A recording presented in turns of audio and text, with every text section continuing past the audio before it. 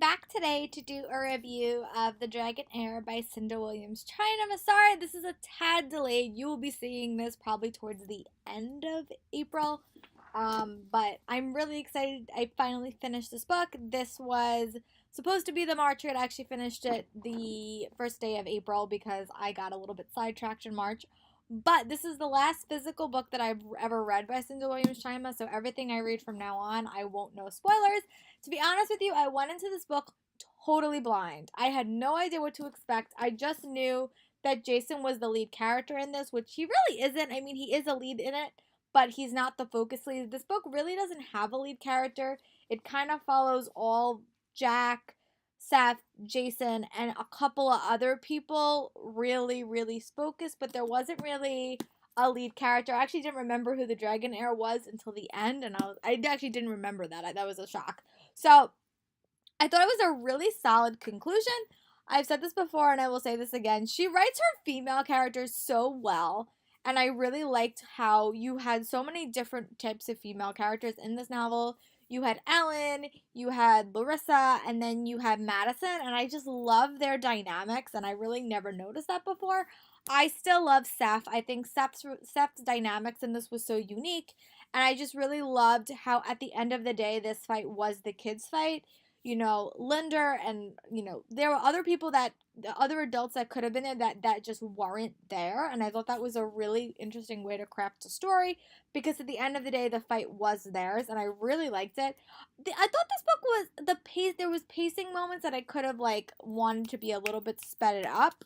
But other than that, I really liked it. I still gave it 5 stars. And I'm really intrigued to see where book the last 2 books in the series goes because I really have no idea.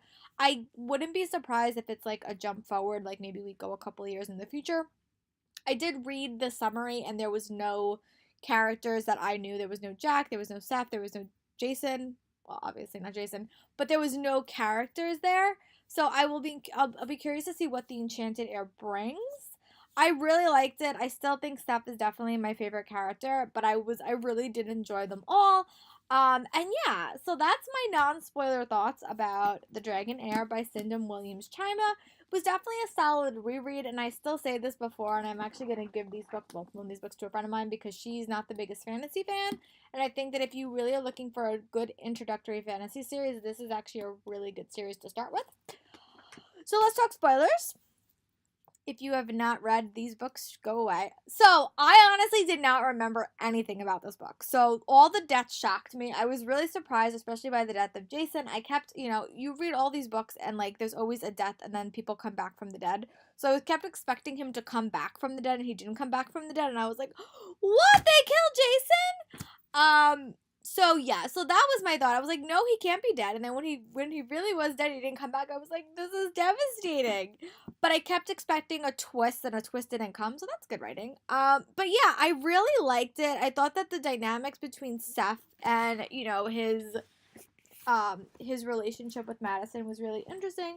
I also thought they addressed a little bit on drug and alcohol abuse, which I thought was really interesting. It was very brief, but I really liked the focus on it. I also loved the dynamics between Seth, Jack, and Jason. I thought their whole dynamic relationship was really cool. I liked how I especially liked the elements of Nick at the end, when we learned that he actually created the convent that set these motions into motion. I love the history with her and how Madison was actually the Dragon Heir.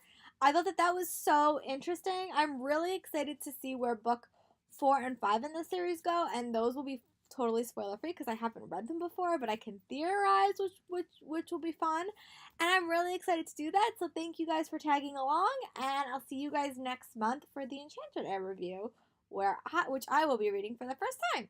Let me know in the comments what are some of your thoughts. Did you like this book? Did you think it was a satisfying conclusion? Because I definitely did. I would love to hear your thoughts either on my channel or on my blog, and I'll talk to you guys later. Bye!